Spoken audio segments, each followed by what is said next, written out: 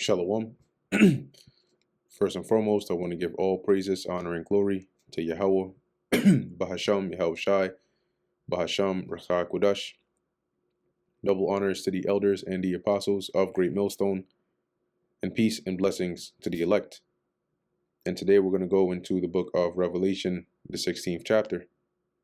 And I heard a great voice out of the temple saying to the seven angels. So now in the 15th chapter, remember, it ended with John seeing the seven angels that had, they were given 7 vials, which contained the wrath of the Most High. And they went into the temple, and there was smoke in the temple, and nobody could go into the temple till, what does it say? Right, it says here, nobody was able to enter into the temple till the 7 plagues of the 7 angels were fulfilled.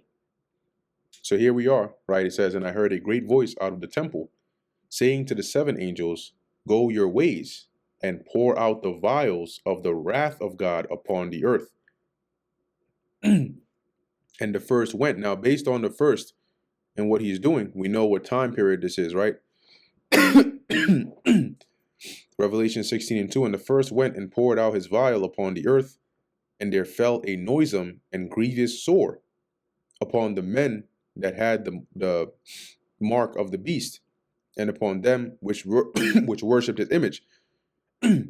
those that worship the image of the beast are going to take the mark of the beast.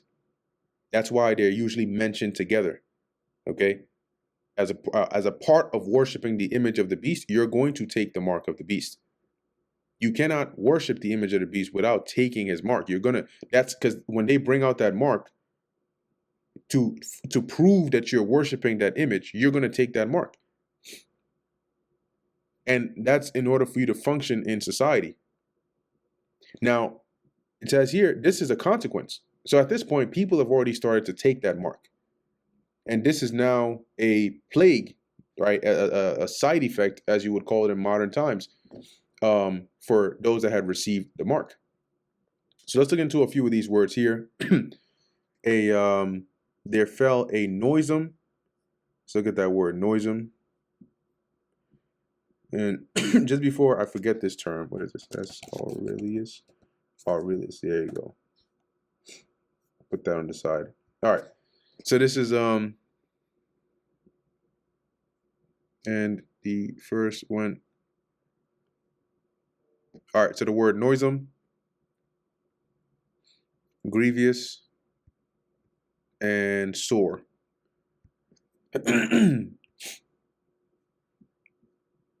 So it says noisome, right? Of a bad nature, troublesome, injurious, baneful. Baneful is not healthy. Baneful is not healthy.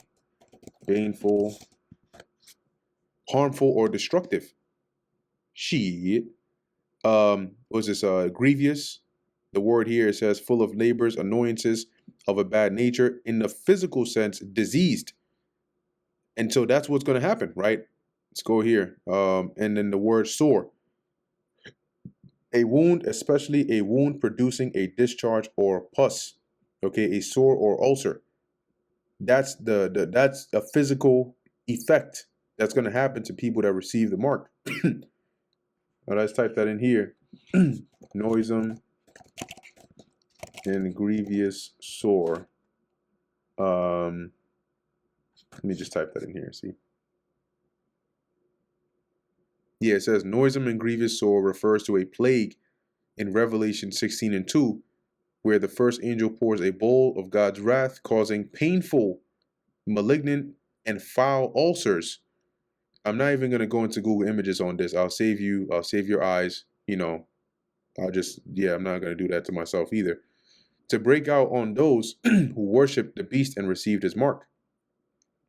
It signifies a severe physical affliction, likely a form of skin disease, as a punishment during the tribulation. Now, this is going to be caused from that device in your body. Okay? That device is poisonous. And all that radiation poisoning going on in there. Let's look up here. Does radio frequency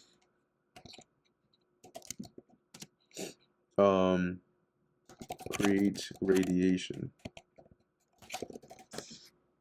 or emit. Probably should have done emit. It says here, yes, radio frequency creates a type of electromagnetic radiation known as non-ionizing radiation. It is used for wireless communication and does not have enough, does not have enough energy to damage DNA or cells directly. At high intensities, it can cause heating, potentially leading to burns or health issues. Now, you know that this is they put this in here as damage control because nobody asked, right? All I did was ask about radiation, but you're throwing in there this already in there as like a disclaimer of defense. You know, oh well, just to let you know, it doesn't have enough energy to damage DNA or cells directly. Okay, that's fine. Whatever they say, but there's a reason why, you know, with all the technology, you know, your laptops and phones and so on around you using Wi-Fi, that's radiation going through you. Okay, and it does have health defects that come along with it. But we know based on Revelation 16:2, there's going to be a actual physical effect, you know, that sore that's going to come upon, you know, upon men. And as we read this chapter, you'll see there are plagues, you know, like actual destructive plagues that mirror that of ancient Egypt. Okay, and as we go into Second Esdras, you know, the Lord said that, but they mirrored that of ancient Egypt, and these you're going to see taking place at that time when people have received that mark, like the apostles say, you know, everything is going to move fast. So verse 3 says, and the second angel poured out his vial upon the sea, and it became as the blood of a dead man.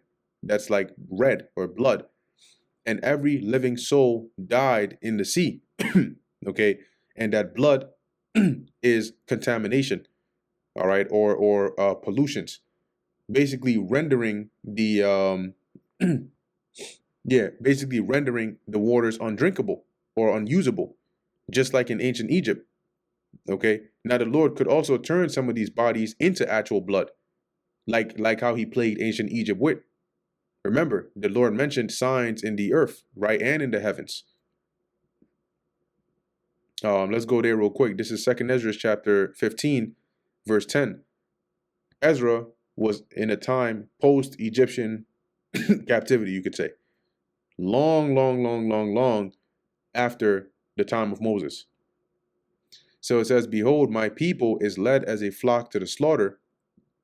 I will not suffer them now to dwell in the land of Egypt. But we weren't in Egypt. All right, at the time Ezra received this. I will bring them with a mighty hand and a stretched out arm. And where is this Egypt? This is talking about the modern day Egypt. Isaiah the 19th chapter also goes into that.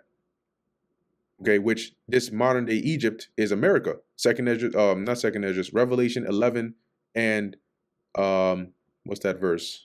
Let's go to it. Revelation 11 and 8. Right, and their dead bodies shall lie in the street of the great city. The great city is America, which spiritually is called Sodom and Egypt. So it says where also our Lord was crucified. So this is talking about spiritual Egypt, which is America.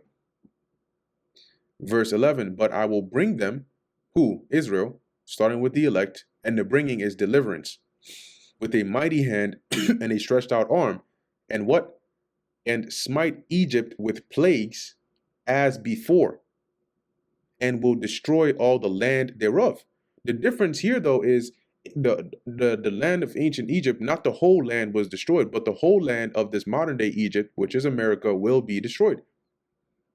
Egypt shall mourn, and the foundations of it shall be smitten with the plague and punishment that God shall bring upon it.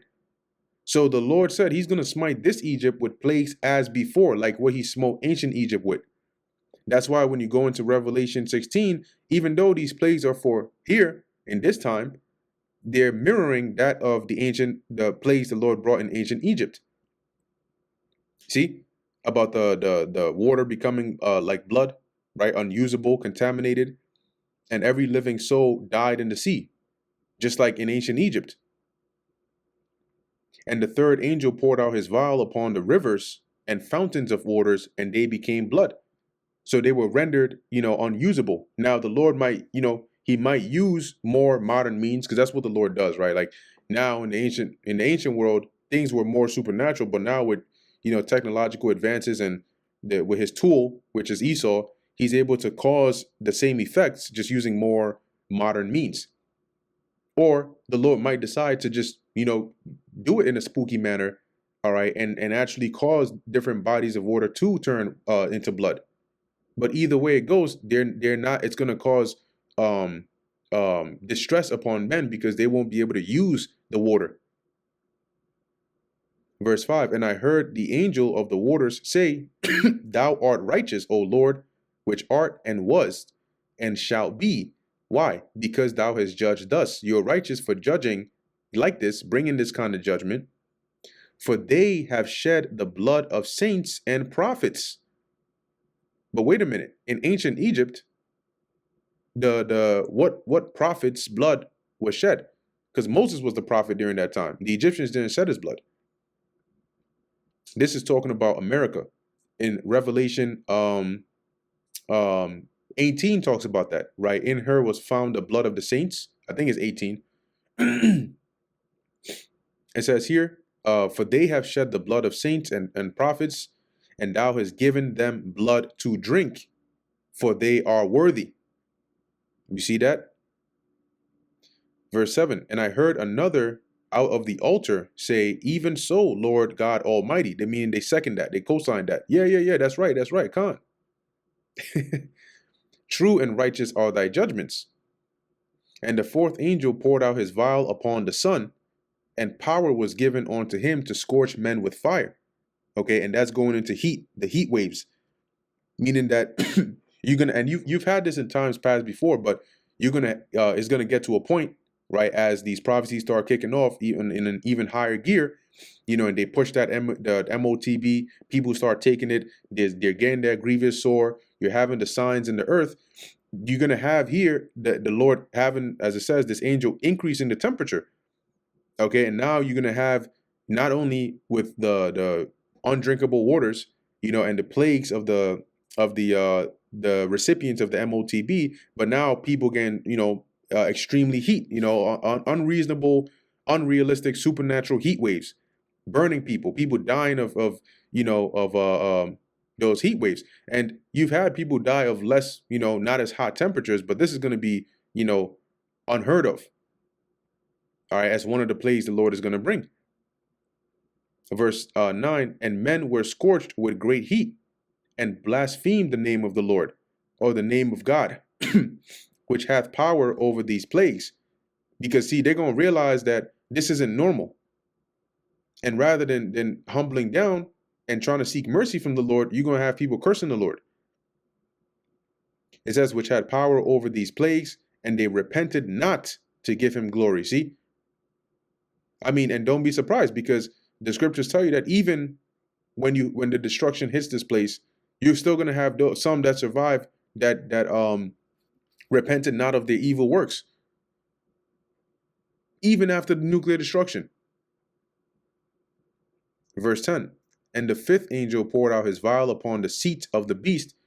It says here, and his kingdom was full of darkness.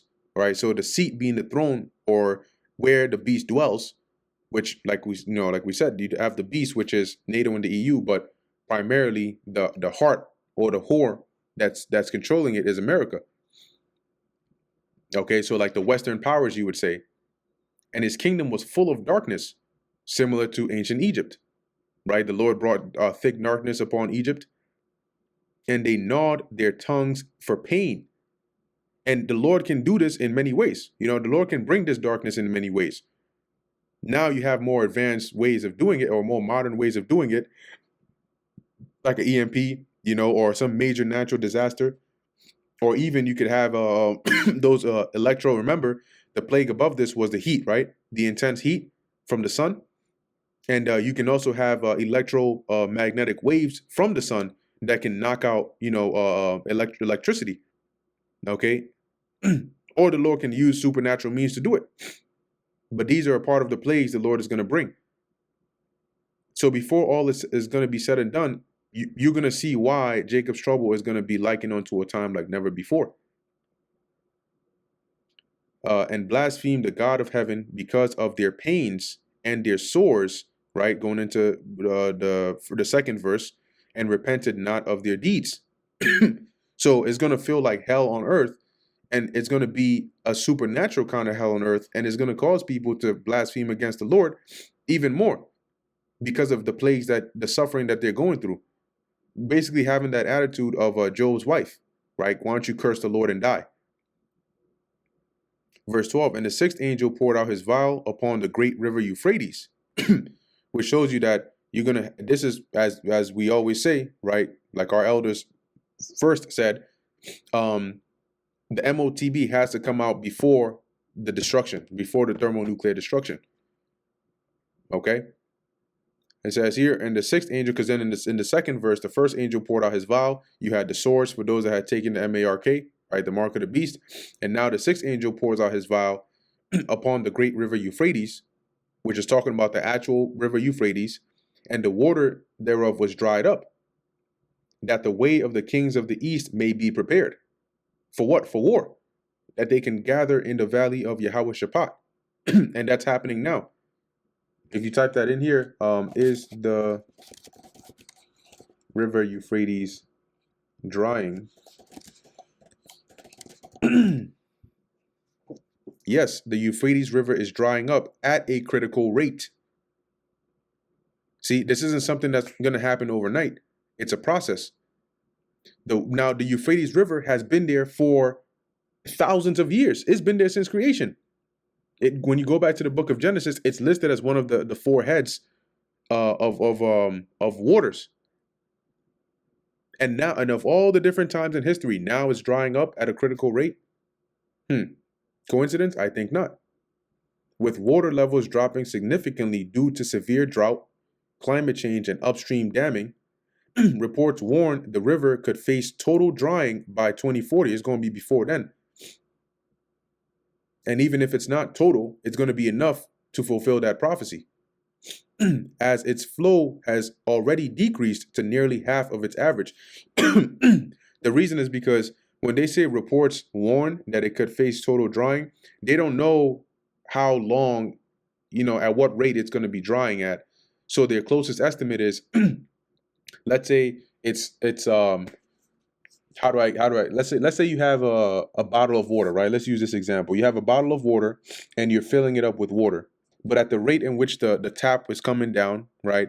The bottle of water, it took you 5 hours to get halfway. You don't know how long it'll take to finish, so you estimate it might take another 5 hours to fill up the whole bottle.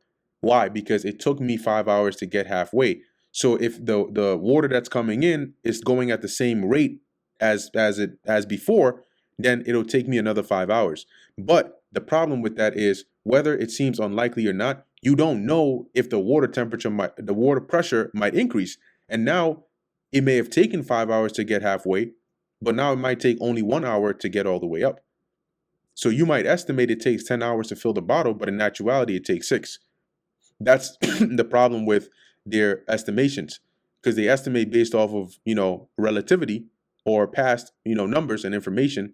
But the Lord is in control of all of this, So going back to Revelation chapter 16, verse 13, and I saw 3 unclean spirits like frogs come out of the mouth of the dragon, and out of the mouth of the beast, and out of the mouth of the false prophet.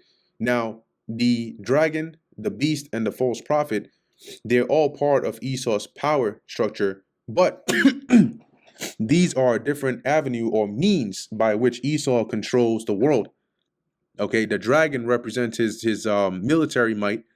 Okay, which all of this is still the conglomeration of NATO and the EU, but the dragon controls his military might, which is seated in DC.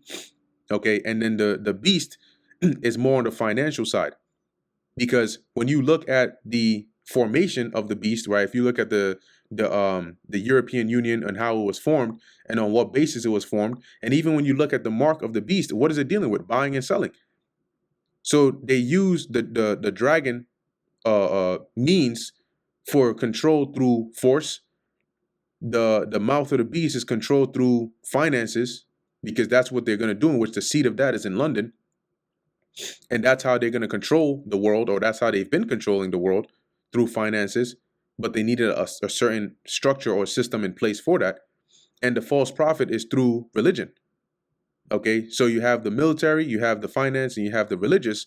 And these are three very powerful means of controlling the world that Esau uses. And the false prophet is the Roman Catholic Church, which is seated in the Vatican. Right? That's where, out of which a lot of the deception is stemmed from. Okay, so, and that's why these are likened onto unclean spirits. They look like frogs, but this is what they symbolize. Okay, one out of the mouth of the dragon, one out of the mouth of the beast, and one out of the mouth of the false prophet. It's all still the same power structure, but it's different avenues or means of reigning or control. Verse 14, for they are the spirits of devils, see, deceivers, working miracles, and these are false miracles, which go forth unto the kings of the earth and of the whole world, to gather them to the battle of that great day of God Almighty. So through deception, they have gone to the kings, which are the rulers of the different, parts of the world, to what? To gather them onto the battle. And they use their military, they use finances, and they use the religious aspect to do this. Now, why are they gathering them onto the day of the great battle, which is World War III? First off, the Most High has put them up to it. But when you look up the letter between Albert Pike and Giuseppe Mazzini, it was called A Plan for 3 World Wars. And the goal was how to change the world over the course of 3 world wars. Now, how would you get a world war started? You need to deceive or trigger or lead the kings of the earth into that war. And the very same thing you see happening in the earth today, matter of fact, the very same thing you saw happen in the world after World War I is exactly what they had in their plan. We've done lessons on that, right? And what you saw happen after World War II with the spread of communism, that was in their plan. They triggered those wars to push about a certain phase in the world. And the plan they have for World War III, that is in their plan, that is in their letter, that is in their writings, they are triggering the kings of the earth and gathering them to do so. They explicitly mention the conflict between political Zionism and the Arab world. And that's what you see going on. Okay? Verse 15. Behold, I come as a thief. Blessed is he that watcheth and keepeth his garments. And those that are watching are those that, that are of the elect, right? They're the ones that are paying attention. Okay, and blessed are you, because then you're not going to get caught off guard. And to keep your garments, the garments represent this truth, all right, or your righteousness, so to speak. And when you keep it, you're holding on to it. Lest he walk naked, because once you leave this knowledge, or the Lord takes it away from you, it's like he stripped you of your garment. And the way you live in the world is naked. You're without this covering, right? You're without the covering of the righteousness of the Lord. And they see his shame, because that's what we're gonna. You look at people in the world like they're naked. It's an embarrassment, the way that they move, the things that they do. You might see somebody that used to labor with you, or used to be in the truth at one point, and then you come across them in the world, and they're like smoking, or they're just like bugged out, and it's like an embarrassing thing to see on them, almost like somebody was walking around naked. And also, I think this is in the book of Job, but let's see.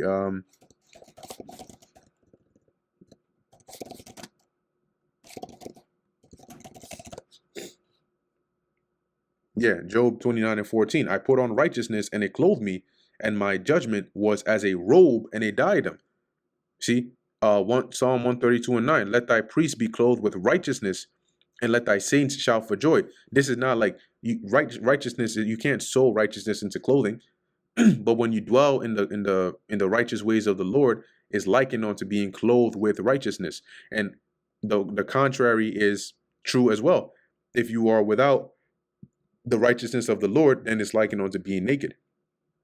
Verse 16, and he gathered them together into a place in the Hebrew tongue, or called in the Hebrew tongue Armageddon, going to the kings of the earth. And there are different precepts of that, right? Joel 3, I think one is in Zephaniah. For my determination is to gather the nations. So the Lord, using Esau and different events via his angels, is gathering these nations to a place in the Hebrew tongue called Armageddon, which in the Hebrew is Har Magadwan, which loosely translated is mountain of troops.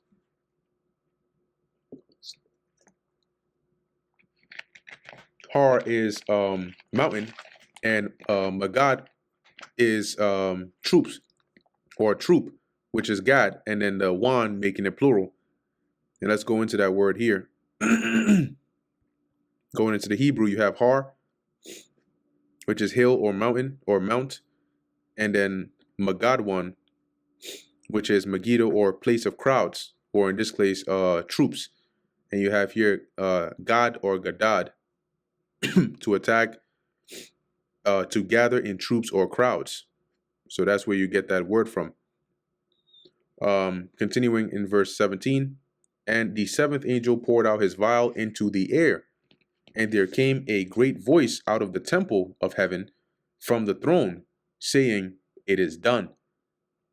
And there were voices and thunderings and lightnings, and there was a great earthquake, such as was not since men were upon the earth, so mighty an earthquake and so great. Now you are going to have literal earthquakes, but the shaking of the earth is going to be caused primarily by the destruction of the nuclear missiles, right? Or the missiles that are going to be hitting, in the warheads that are going to be hitting, so many of them hitting certain places of the earth and the great city. So it's going to be very destructive. All right, very, very, very, very destructive. And that's why the scriptures mention the remnant, even those that are going to be delivered, are frightened. Not like a little bit scared or shook, are frightened. Verse 19, and the great city was divided into 3 parts, and the cities of the nations fell. And this great city is talking about Babylon, all right, or America, meaning it was broken up by way of that destruction and that earthquake. And the cities of the nations fell, right? So different parts that were hit, were destroyed. And great Babylon came in remembrance before God. So the Lord remembered Babylon and her sins, and to give unto her the cup of the wine of the fierceness of his wrath, which is that destruction, saying, "Drink up, bitch." And every island fled away, and the mountains were not found, by way of the destruction. Because you can have, certain pieces of land that will be hit so bad that they're just going to be like, it's going to be there. It's not going to be there anymore. It's going to be flattened, so to speak. Verse 21, and there fell upon men a great hail out of heaven, and every stone about the weight of a talent. This is talking about the missiles. It looked like hail, okay, falling down, but great giant pieces, boom, boom, boom. That's what John described it as. And a talent is very heavy. I think it's somewhere between like what, roughly they say it's like the weight of a human being, somewhere over 70 pounds or so. And men blasphemed because of the plague of the hail, for the plague thereof was exceeding great. And it shows you how wicked this world is, man. But you know what? A lot of them don't even know to acknowledge the Lord. So when the Lord is bringing these plagues, they're just going to see him as a threat. Just like when Yahushua comes back, majority of the world are going to perceive Yahushua not biblically, but as a foreign alien, like an actual alien invader, like some dark side or Thanos. And that's how they've been programmed to think. You see? And so they're not going to, like when the Lord is doing this, they're not going to look at it from the lens of the world is wicked and the Lord is judging it in righteousness. No, they're going to look at it as this is our world and you are some, monster that's destroying it. You're some demon who's trying to, kill us and destroy our lives. That's how they're going to look at it. That's why, as it says, they're going to blaspheme the Lord. But that's okay, because we're going to have a nice, long, sweet 1,000 years to fix all that with rods of iron. And that brings us to the end of the book of Revelation, the 16th chapter. Lord willing, that was edifying to the elect. In closing, I want to give all praises, honor, and glory to Yahweh, Bahasham, Yahweh Shai, Bahasham, Rachak Kodash. Until next time, Shalom.